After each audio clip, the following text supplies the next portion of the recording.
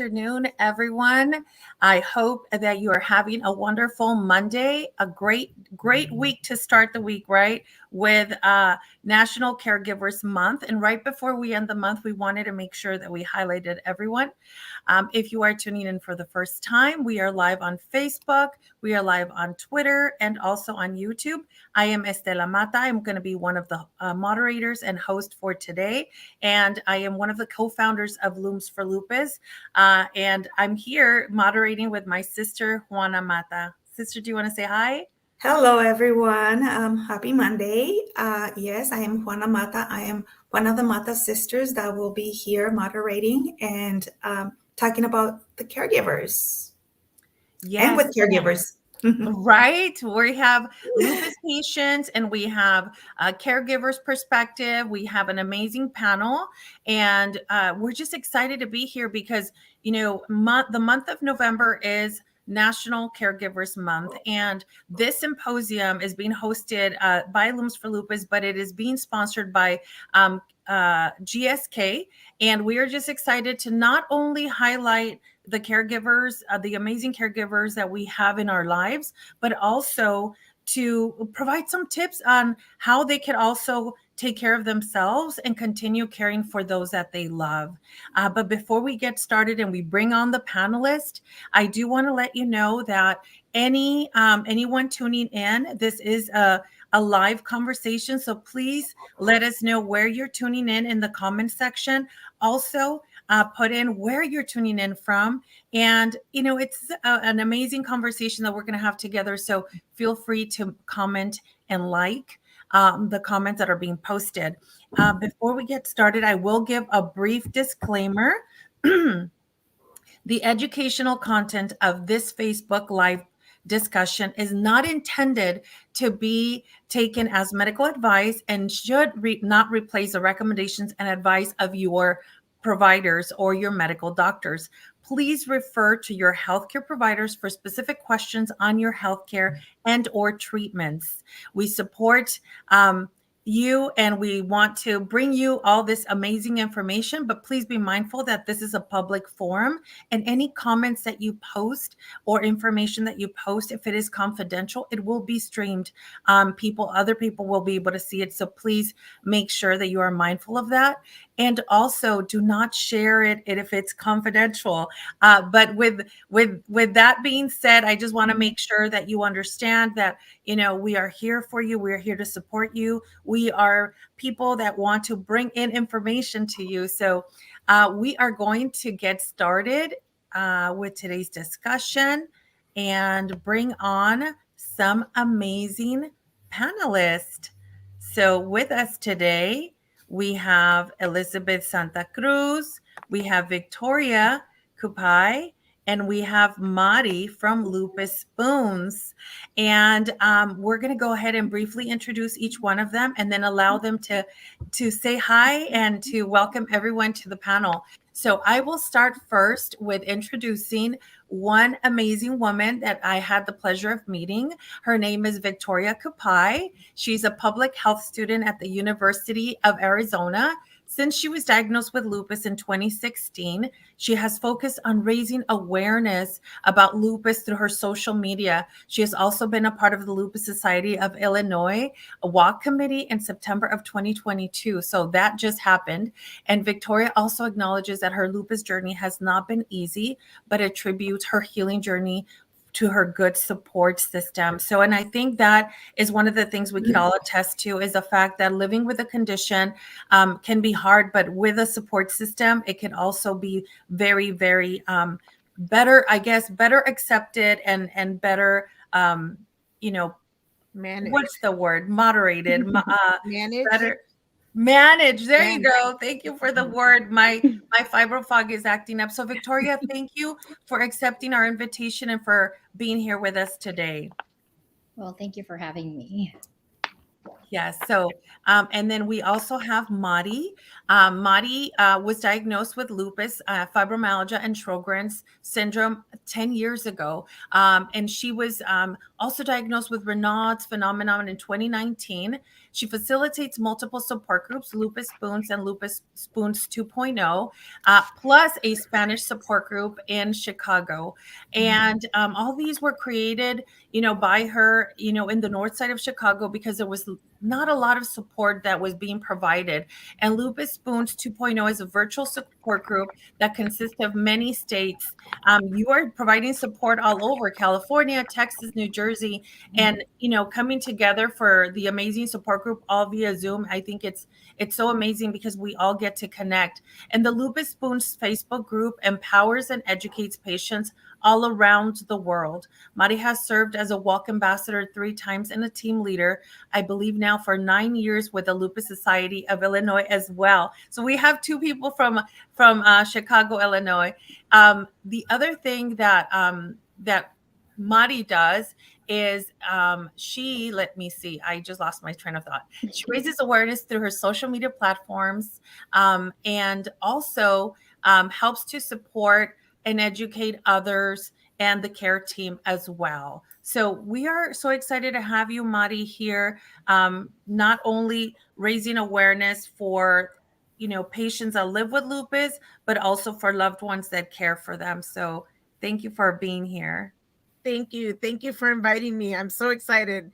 When I talk about my caregivers, I choke up. So if tears come out or a frog is in my throat, because I'm so passionate with them and they're amazing. So yeah, my tears might come out already. It's okay. We're all here for you too. And then last but not least, Juan is going to introduce our next guest who brings in a different perspective to the panel today. Definitely, Elizabeth Santa Cruz. She is the Director of Outreach and Communications for Lupus Chat. She's a mother and a caregiver. She became passionate advocate after her daughter was diagnosed with lupus at the age of 9.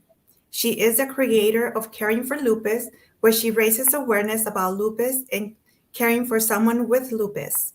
Elizabeth has also hosted school assemblies, raising awareness, and host a Proclamation Awareness Month, an annual proclamation event in Kearney, New Jersey every year. Elizabeth, we're so happy to have you here, and a lot of thanks to all the caregivers. Thank you, Stella, and thank you, Juana, for this invitation. I appreciate it. Yes, and we have people already tuning in, so we're happy to have everyone here. We support the Spanish speaking community, so we have here, saludos mis guerreras. This is our cousin all the way tuning in from Ohio. So saludos a Ohio y saludos a mi primo Chavita Mata.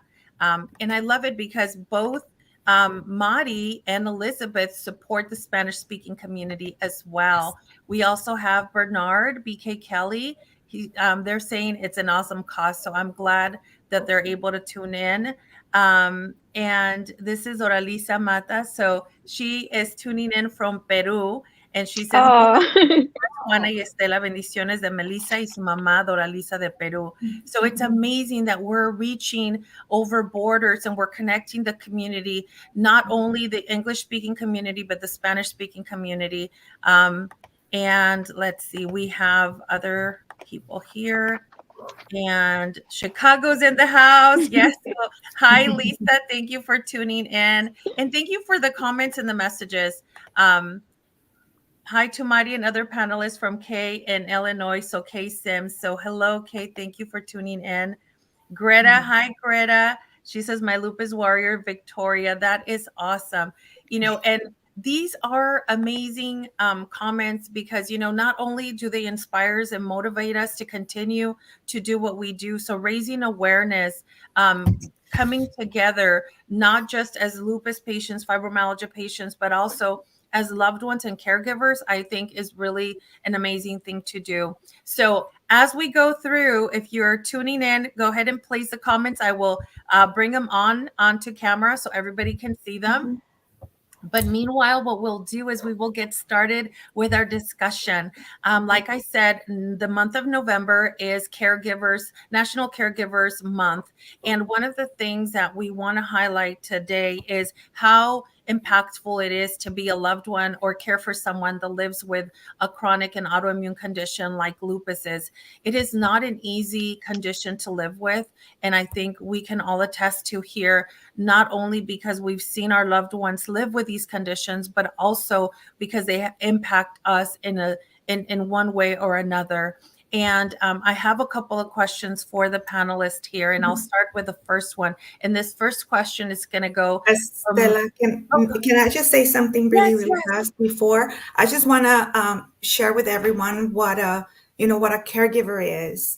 A lot of the times we don't realize, what a caregiver does and what they're there for. So in simple terms, a caregiver is a person who who attends the needs or concerns of a person with short or long-term limitations due to illness, injury, or disability. So one of the things before you start, I am a patient myself, and I just want to thank Estela for not only being there as my caregiver, being there as my sister, but I also want to thank my husband, my children. A lot of the times we don't realize that our children could also be caregivers, even if they're very young. Why? Because a lot of the times as parents, when we're not feeling well and you see that little one at 7-year-old, taking you a cup of water or just, being there for you, they're also caregivers. So I just want to, again, thank all the caregivers and thank Estela for being there for all of us. And I'm not just saying it for me as a lupus patient, but also for being there for so many people.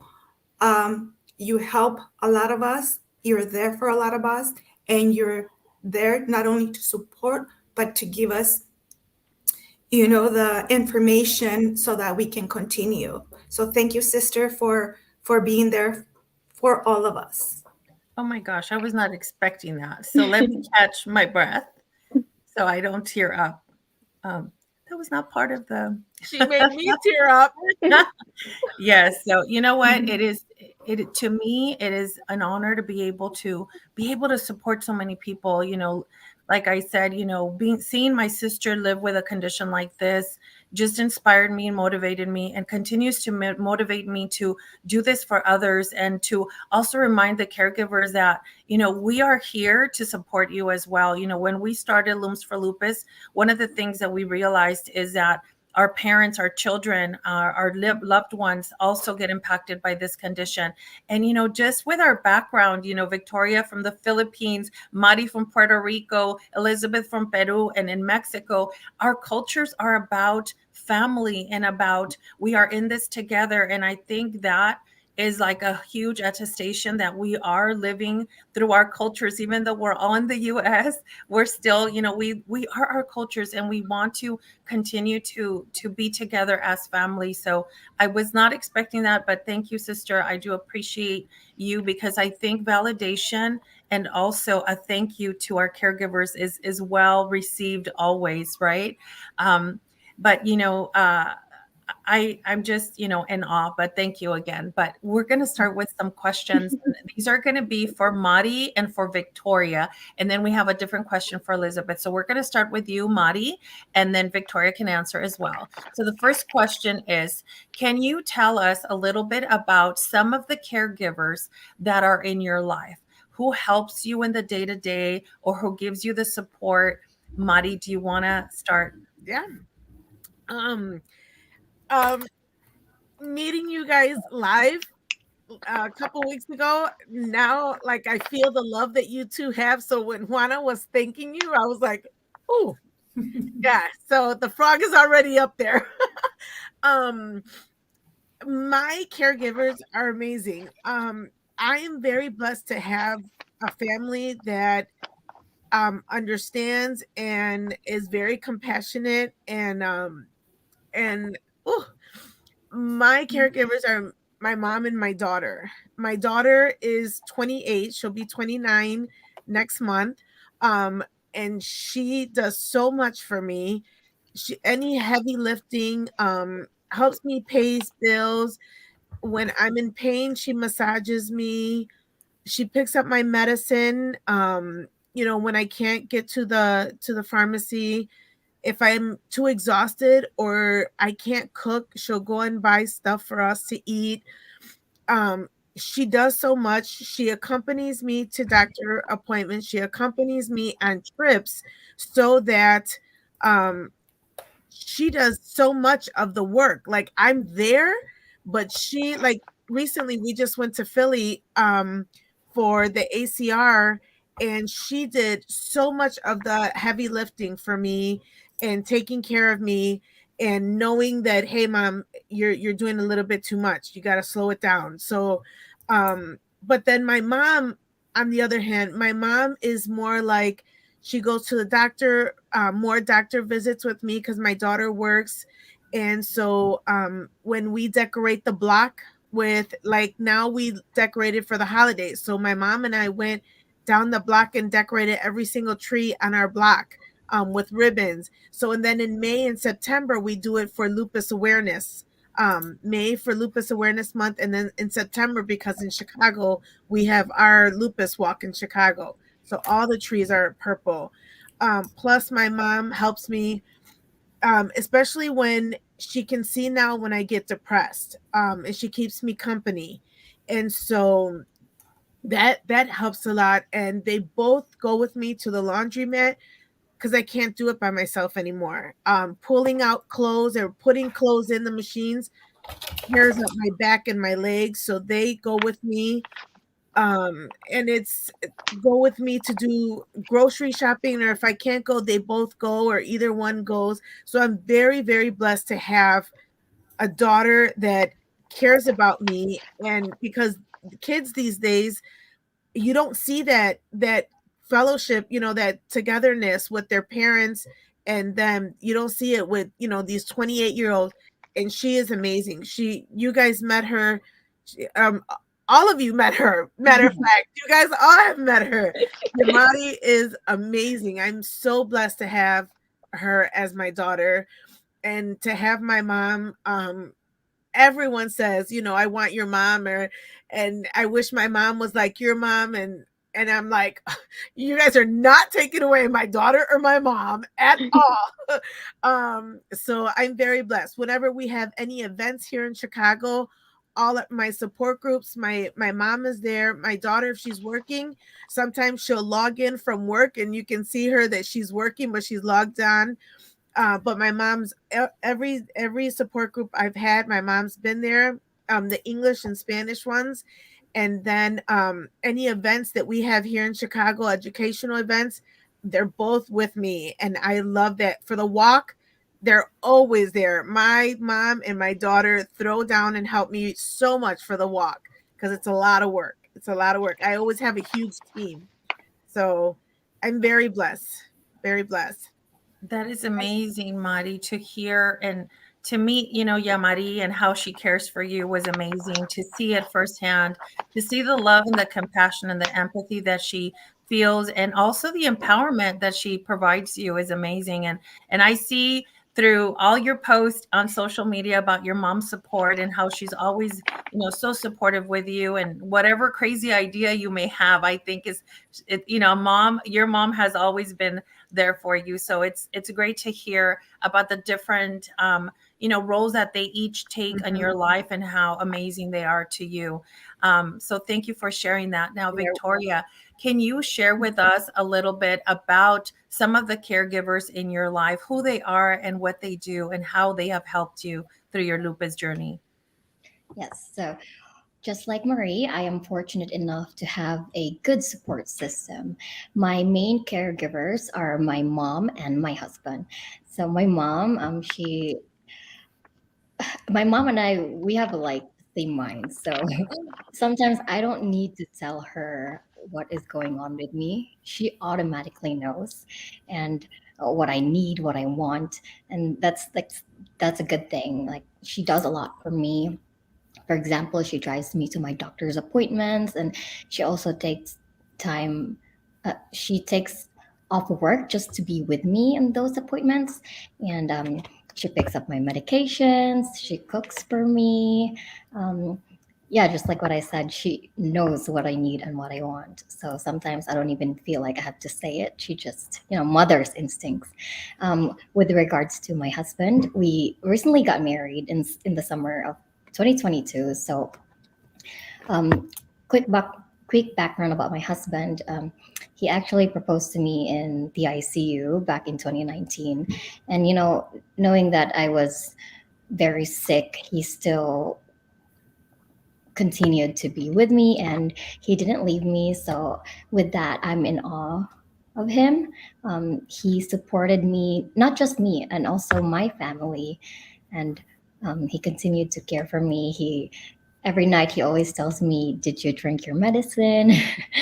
um, so without any background in caregiving, he learned how to do it so that he could emotionally support me and physically support me as well. Um, and I also want to credit my extended family, for example, my siblings and my grandparents, my aunts, and also my baby cousin, because they help me and they also help my main caregivers. For example, when my mom needs to take a break, my extended family are there, my siblings are there to support her, and also my husband's family, who's also always there to support him and me indirectly. So yeah. Wow. It's a family affair, Right. and it The is village. amazing. Yes, it's amazing to hear about how, your mom just stepped in quickly, and mother's instincts, right? Let's just take care of our children. Let's see how we can help them. Let's see how we can care for them.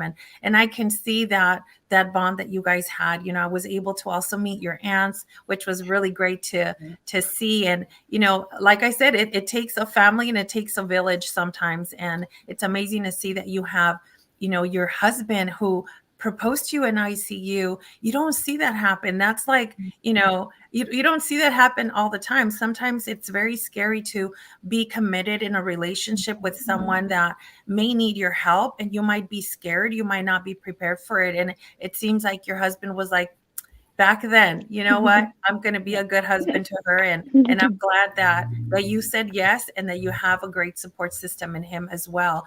And and that, I think, happens a lot, is we don't prepare ourselves for, are these people going to leave me, or are they going to stick in? So I'm glad that he stuck with you, and that you guys are now married, and that he is helping to care for you.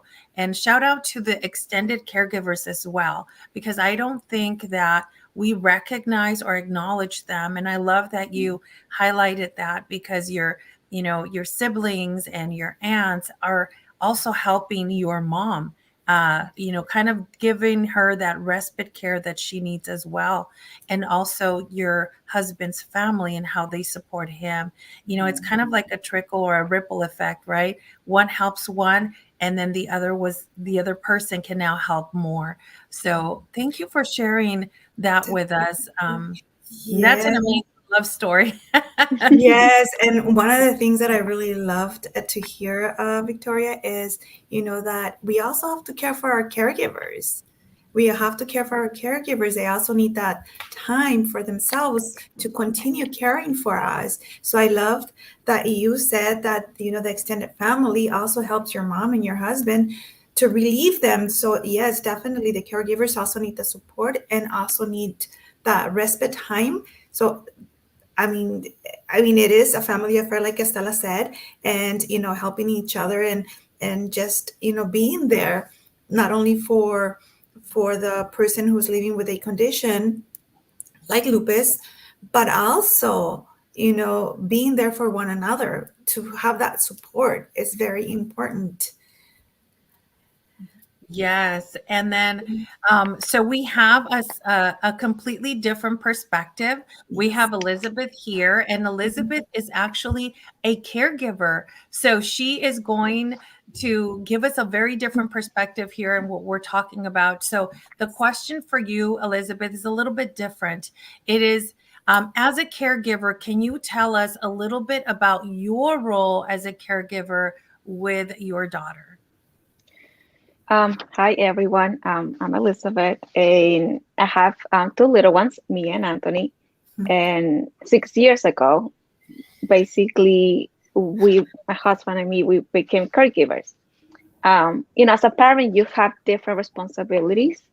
Like annual checkup, annual blood work.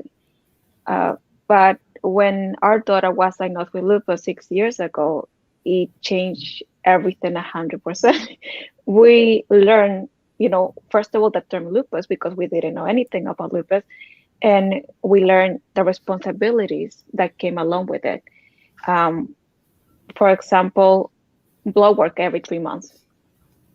Taking your child for blood work, it was um, we did it together because taking a child, having 13 vials of blood, it wasn't easy for Mia. She doesn't like needles. It wasn't easy for my husband because he wouldn't like my daughter. He didn't like my daughter see her crying because she didn't want to go for blood work.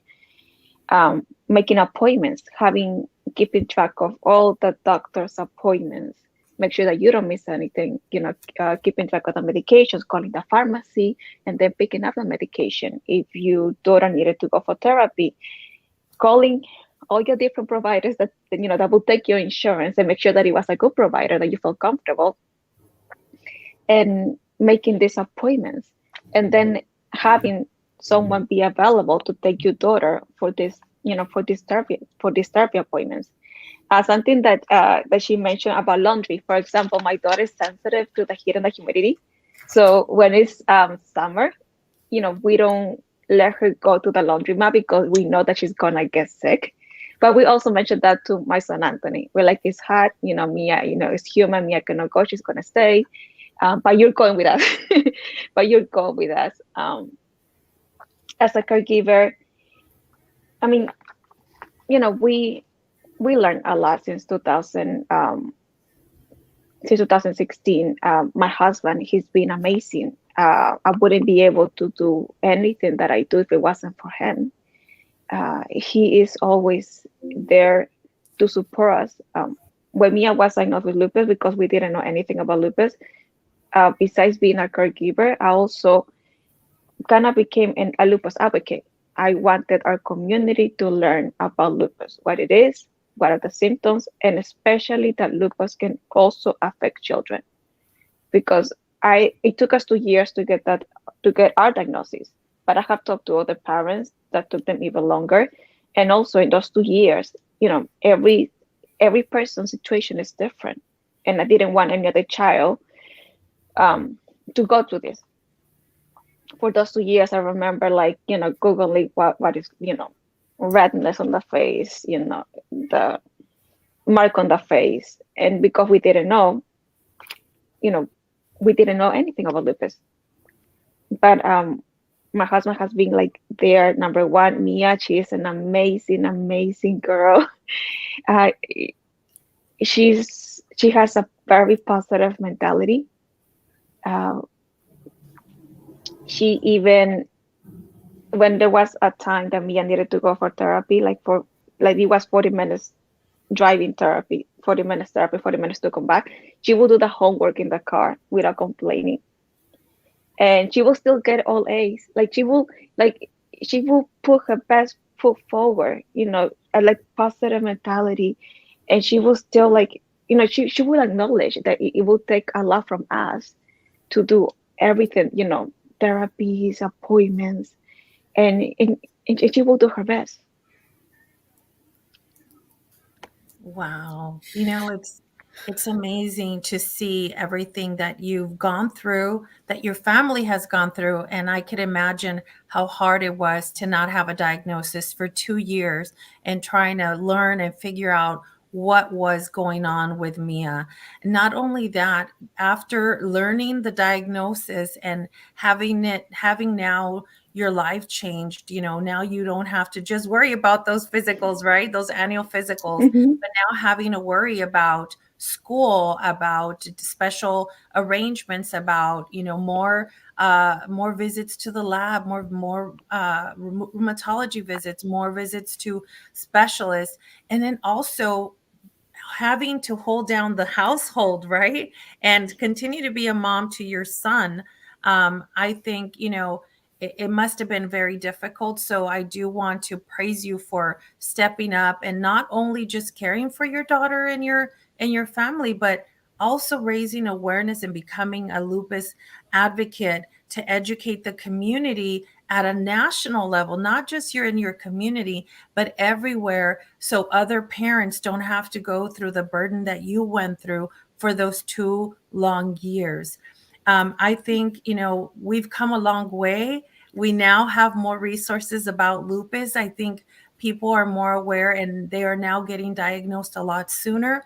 I think back in the day it was about 6 years that it took for someone to get a diagnosis. Now it's lessened. Now it's, I think, approximately 2 to 4 years. So if we can continue this momentum, I think there's going to be more early diagnosis, less, irreversible damages that lupus causes. So thank you, Elizabeth, for sharing a little bit of that and for also acknowledging the help that your husband has given you to be able to provide support to you so you can continue to support your daughter and the community as a whole. Definitely, Elizabeth. And another thing is that, other parents get to see your story on how you help your daughter. It's amazing. It's amazing for other parents to learn from you and support their children, with this condition. It is not easy as a parent. I cannot imagine, what you go through, the pain that you have to go through by looking at your daughter and having to see her go through the struggles, the pains. So definitely, kudos to you and your husband, and of course, Mia's brother, your son. There's no words to explain, what a parent goes through, a caregiver goes through, when they see their loved one, go through the struggles. So thank you very much for sharing your story for other parents to know how to support their children.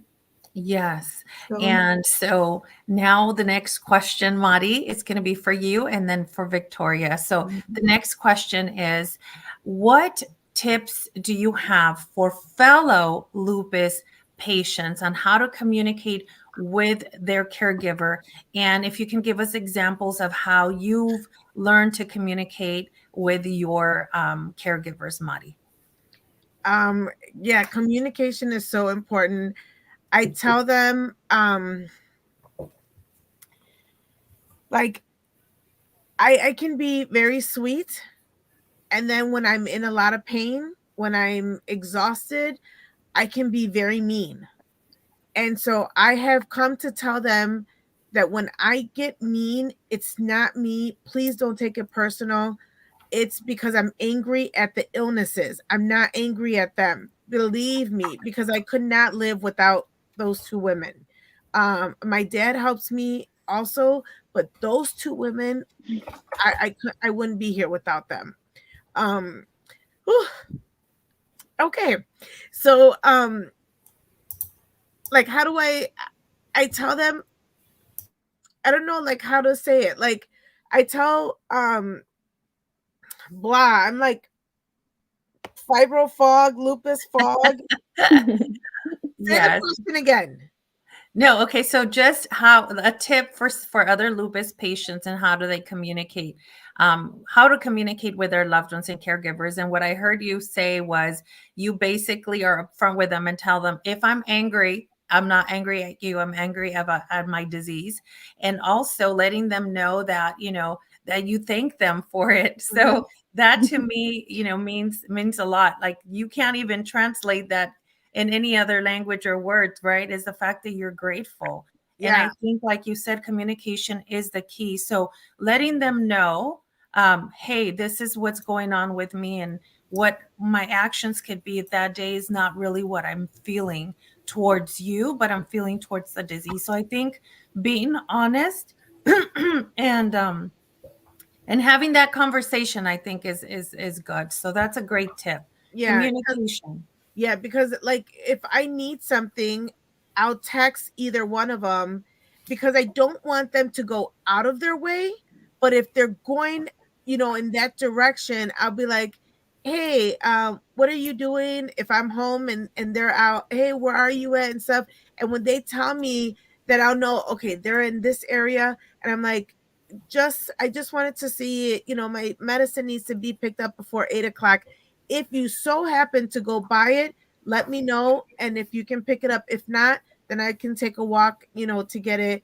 And of course, they won't let me take a walk to go and get it. They'll just go and get it. Even my dad goes and gets my medicine. But texting is so good because if I'm not in the right state of mind because I'm not feeling well, just sending them a text saying, "Hey, can you pick me up something to eat?" Or "Can you just pick up my meds?" Or they know it's just like, okay, that's a quick communication to them, and they jump on it, and I'm just so grateful. I'm just so grateful that I don't have to be nervous or scared to ask them for help. I'm that pride, that big pride that people have. Oh no, that's been gone for 10 years. My daughter helps me get dressed when I can't get dressed. She'll comb my hair when I can't comb my hair. And it's just like being such an independent woman to now depend on people for things. You better put that pride away, and you better have, communication skills and honesty and patience. They have patience for me, and I have patience for them.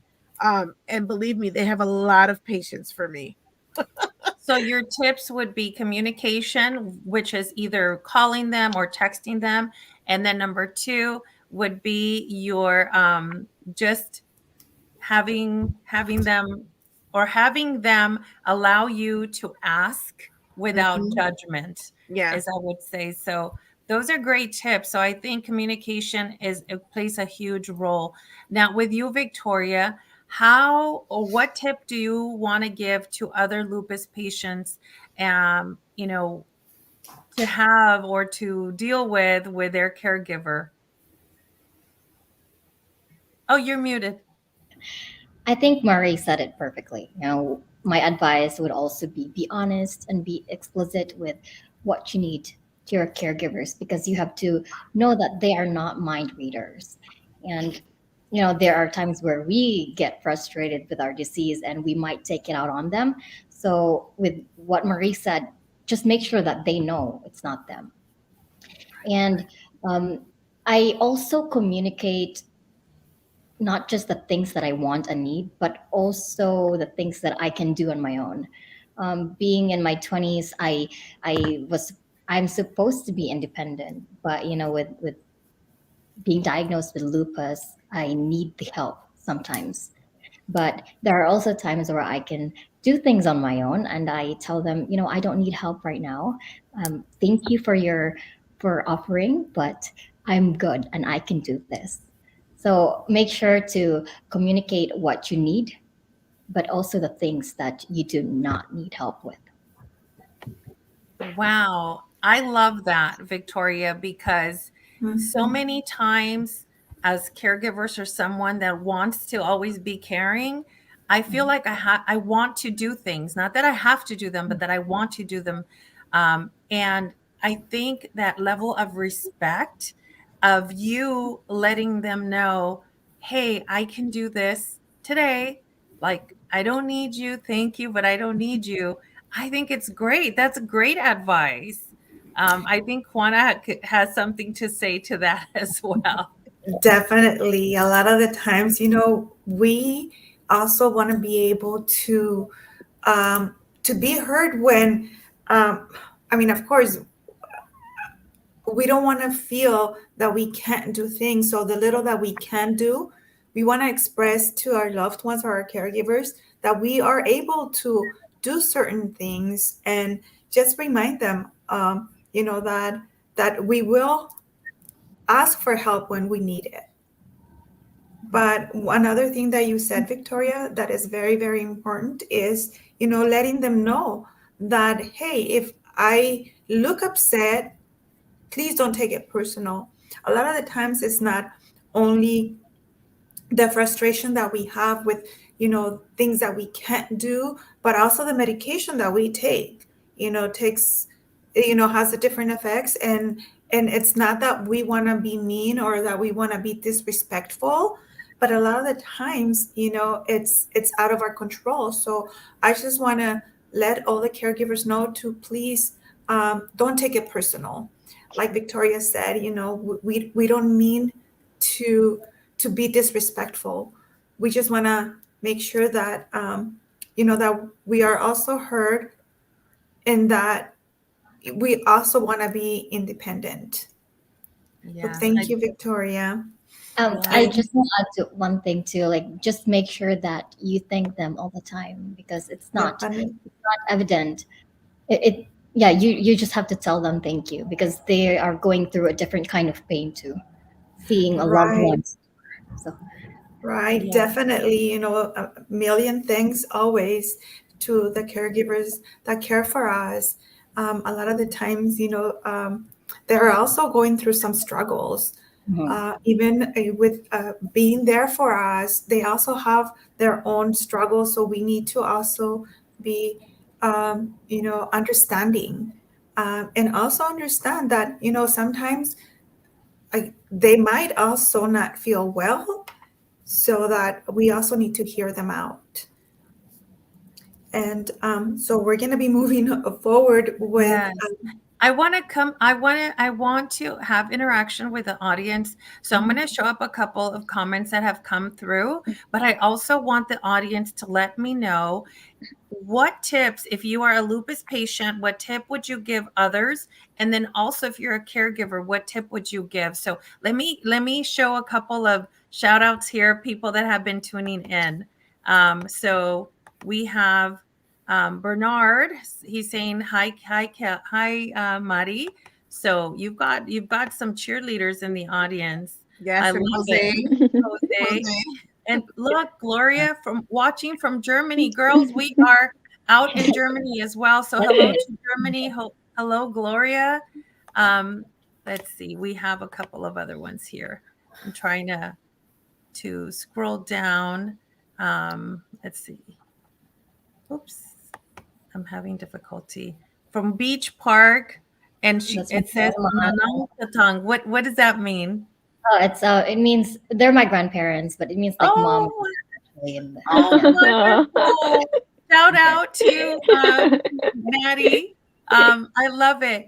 Again, this is a family affair, and the support and the love, I feel it today. So I'm just so glad. And then we have someone.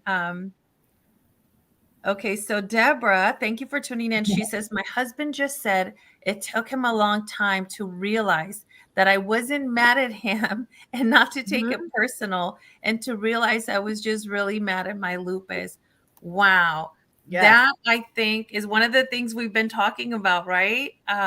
With Mari's and Mari and Victoria both sharing about, how communication is key, and also letting them know, it's not that you're mad at them or the situation, you're mad at your lupus. And at times, you have no control. So that impotence sometimes turns or may look like anger when it's not. So I'm just so glad that that we're having these discussions. And thank you for those amazing tips.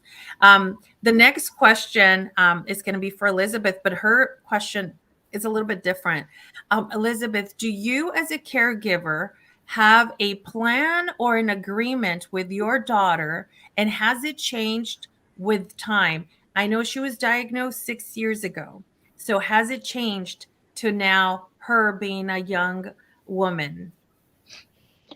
I mean, she has always been aware of everything with regards to her doctors, to therapy. We always wanted her to be involved. For example, she knows that I have a schedule with all her doctors. I have in our cell phone book is safe, which she also shares. So she has also that information. We have the appointments saved in the calendar, which she can also have access and see which appointments are coming up. I have reminders in our phone, which is linked to her phone, about you have to pick a medication, about blood work.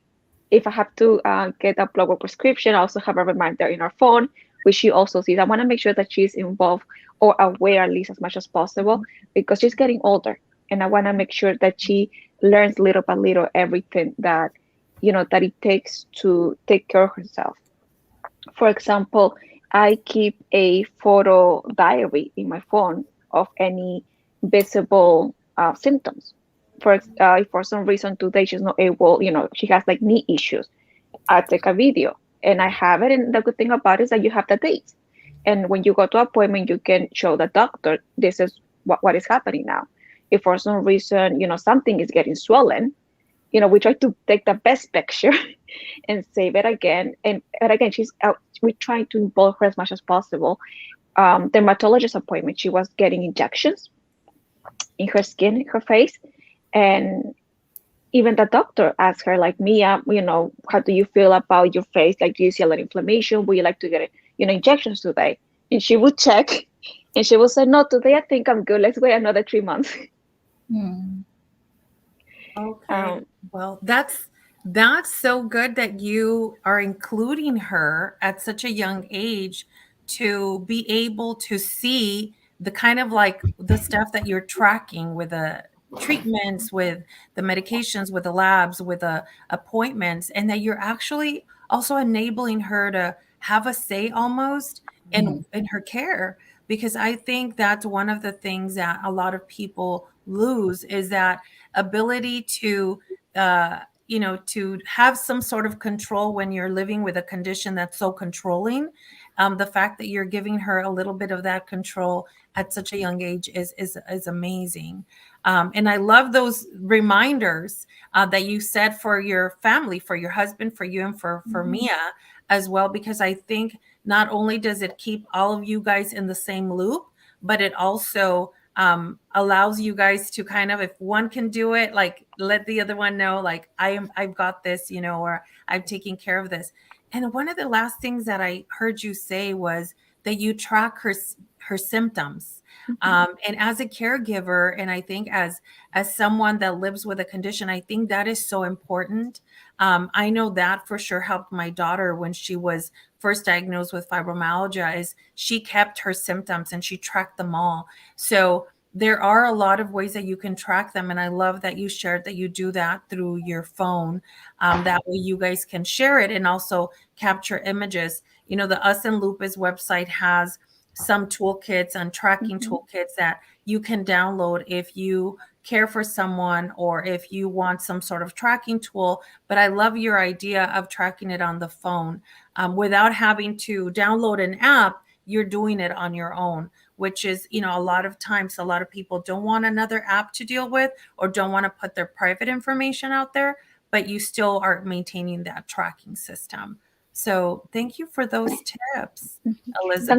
Something that I would also like to mention is for other parents with for other people who have family members, little family members diagnosed with lupus, is that if your child or loved one was diagnosed with lupus, you're able to set up a 504 plan with the school. That is going to be so helpful in so many ways to your child. That basically your specialists are going to write their recommendations to the school. We were very lucky that, again, Mia is very sensitive to the heat and humidity, that her rheumatologist wrote on that letter that Mia's classroom needed to have AC, which was huge because New Jersey gets really warm and really hot starting April. So again, 504 plan to any parents or anyone who has little ones diagnosed with lupus. Yes, and also the 504 plan allows the students, if they have extra, things that they need help with, accommodations. Accommodations with more time with work, more time with test, elevator passes. Yes, those are good tips. And also extra books, so they don't have to carry them around, and sometimes transportation as well. And some of these assistant programs also go through college. So if you are a college student or have a child in college or a young teen in college, they also have those support services. So thank you for bringing that up, Elizabeth. And also, if you are working as well, you can also get accommodations at work. So I'm glad you brought that up. Thank you. FMLA. The FMLA, yes, extra time off of work as well. I mean, those are for the working adults that work and also juggle, a condition like this. But before we move on, I want both Mari and Victoria to also talk about, the plan. If you guys have a plan with your caregivers, I know Elizabeth talked about the plan that she has with her family and with Mia. But do you have a specific plan that you go by, Mari, where certain people are the ones that go to your appointments, certain people are the ones that help you with chores and stuff like that, or is it just everyone? Mainly my daughter has gone to some appointments. She works a lot. She's an assistant manager at Walgreens, so her job is very demanding. So my mom goes with me primarily to all my doctor visits. And then Yamari takes care of, the heavy things, or helping me get my meds in order, because I take over 30 pills a day. So she helps me. She got me a container and helps me, divide them up and stuff. And she helps me with different things. She helps me with like massaging me more. My mom will massage me, but if I'm not, next to her, but my daughter is mainly like, she'll help massage. We'll do manis and petties. And she'll do it for me, and she does, different things to take care of me. And then my mom takes me to a doctor, but they both do a lot of the similar things: get my meds, cook for me or buy food, help me with laundry, help me with chores in the house. So we're the three musketeers. Where you see one, you see all three of us. It used to be the four musketeers, but unfortunately we lost grandma. But now it's the three musketeers. One of my friends call us the dream team. He's like, man, you three are the dream team. You guys are amazing together, and we'll dress up together, the same clothes and stuff. And so it's a group. It's a family affair here. It's a group thing. So whatever I need from any of them, they both jump. And like we said earlier, thank yous. I love buying them both flowers. Like for Thanksgiving, I bought them both a bouquet of flowers, just an arrangement of flowers, and just little things to say thank you, to show my appreciation. But I'm very, very grateful. Like Victoria said, her extended family, when we have our walks, my brother, I didn't mention this, my brother designs our shirts. I tell him what I want on the shirt, and he's a really amazing artist, so he'll go and design our shirts. My dad bought me a laptop so that I didn't have to go 16 stairs upstairs to their apartment to go get on the computer. He's like, no, when you don't feel good, you got your laptop and you go wherever you need to go to make, do your support groups. So it's a lot. It's a lot of support I have. But like I mentioned, they both do a lot of things the same, and then they help in different ways. Some things, but So your plan is always changing depending on your needs. Yeah, whoever is available. Like if my mom's available, then she'll do something. If my daughter's available, it's whoever I call. I know that I can count on both of them to help me. And then I love that we also take time out together and separate. So I love that together we'll go to a concert, we'll go to a comedy show, we'll go get our manis and petties, sometimes in a professional place, but many times just at home. But we'll do that. We'll sit and watch movies. We'll binge watching, shows and stuff. So I love that we just pretend that Mari is not sick, and let's just go out and have a great time. And I take my meds and I'm like, let's just go and just laugh.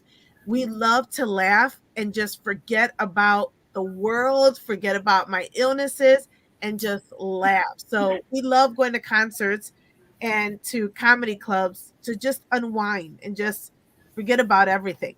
And I love movies, it. oh my God, movie theaters, love it. We love going to the movies. So lounging, fun times, laughing, and flowers. So that's amazing. What about you, Victoria? Do you guys have a specific plan for each individual, or do you guys kind of also go with the flow? So there's no definite plan for our for my caregivers, my main caregivers, I should say. We just go with the flow.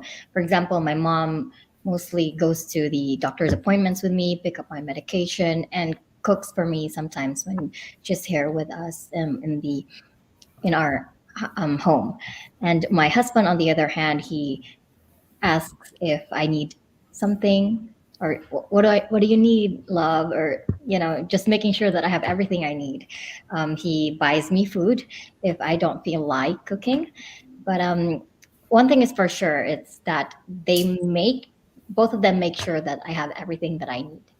Um, and also, like what I was mentioning earlier, my extended family, they make sure that my main caregivers have the resources that they need. So I love it. I love that he says, what is it that you need? Because sometimes, we don't ask. And I think sometimes that's all we have to do is just ask, well, what is it that you need? Because we could be thinking you need these 20 things and all you need is for us to stay away and for us to leave you alone for like 10 minutes. So I love that, you guys have that also, that connection, but also that space. Like your mom, if she's going to go there and cook for you and she asks, or if you don't feel like cooking, your husband brings you food. I love all that. Because I think a little bit of balance is always needed, right? So I know that we have a couple of people that were commenting as well. So I do want to highlight them here. So Lisa Klaslow was saying that she's a caretaker for a man with lupus and that she manages all the medication and attends to his doctor appointments. And I think we heard from all of you the fact that your loved ones also go with you to appointments. With Elizabeth, she makes sure that she also goes, obviously because Mia was younger, but that everything's tracked. And with you, Mari, you have your loved ones also attend. I have attended some of Juana's appointments early on when it was really, really scary. But I'll be honest, it's just, obviously she could take care of herself, so she doesn't need a lot of that. But I'm always hounding on her. It's don't forget to tell your doctor this. Don't forget to tell your doctor that. So I'm going to have to be a little more patient and understand that maybe she does tell them everything that she needs them and me not always harping on the same thing. But, it's so amazing to see how many loved ones and caregivers, are tuning in. We appreciate your time, Victoria, Elizabeth, and Madi, but we also are going to gift your caregivers a gift, just as a thank you for caring for you, for raising awareness, for being supportive to the lupus community. So each one of your caregivers is going to receive a package that we're going to be sending out. It's a care package. And then for you, Elizabeth, as a thank you to you, we're also going to give you a package as a caregiver, and just allow us to celebrate the caregivers not only here in the month of November but throughout the year. So the thank yous, the flowers, the laughs, and the connection that we all have, whether we're loved ones, caregivers, siblings, of those that live with these autoimmune conditions like lupus. I think the one thing that we have all in common is the fact that we love each other. We support one another. So thank you, I think, Thank you. for you guys for being here. And I think we have someone, Akira. She said, Madi, I made it short but late. Yes. Hi, Kira. I hope you're doing well as well. And just shout out to all the lupus warriors out there, know that even though you may not have a caregiver or a loved one right there with you, that you do have a community of support. You are not alone in this. You have all of us supporting you. So for those that may not have a family, like I said, or caregivers, know that you're not alone. And Greta just said, thank you. Thank you, Greta, for tuning in. Thank you all for all that you do. Thank you, Greta, for tuning in. Do you guys have any last words? We already went over time. It's like 101. I know I want to be mindful of everyone's time. So if you guys want to just say a brief goodbye so we can close the session. I wanted to say something. During COVID, when you couldn't take in someone with you, I thank God I had my phone and my parents had their smartphone.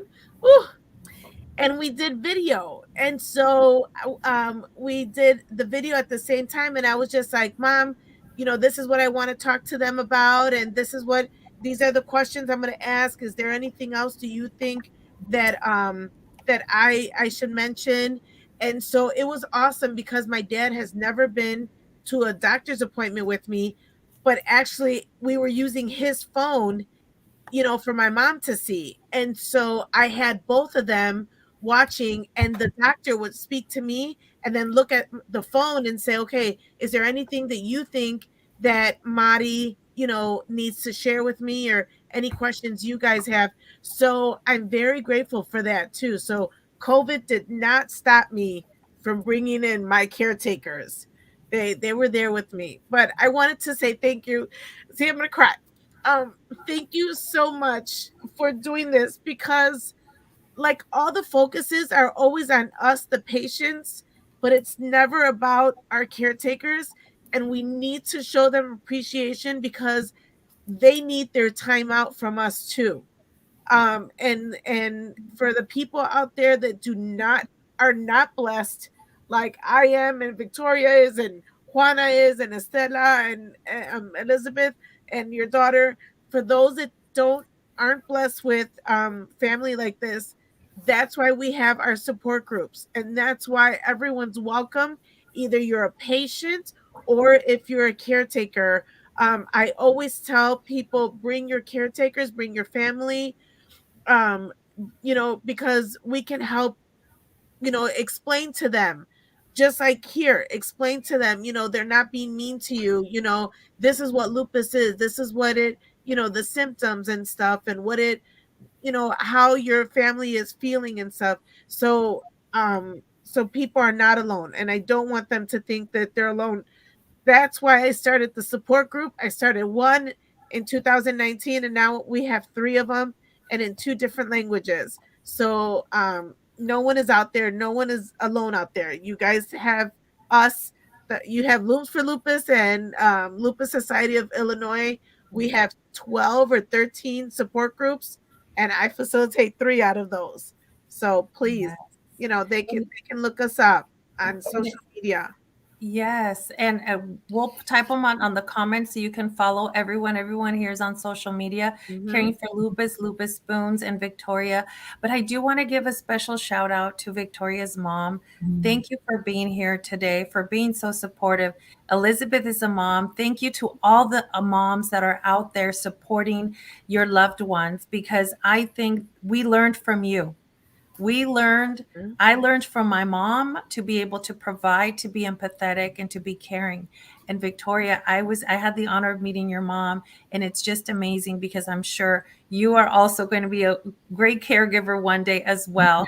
And Elizabeth, shout out to you as a great mom. And Madi, just your mom, and then you with your daughter. It's been amazing to see all of that. And thank you guys all. Shout outs to all the moms that we just become caregivers, and also those that play that role as a caregiver. We appreciate you. We love you. And we hope you guys all were able to gain a little bit of something today from these panel. Thank you to GSK. And if you need any support, please tune in and let us know how we can support you. Thank you. Thank you so much. Thank you. Thank you. Thank you.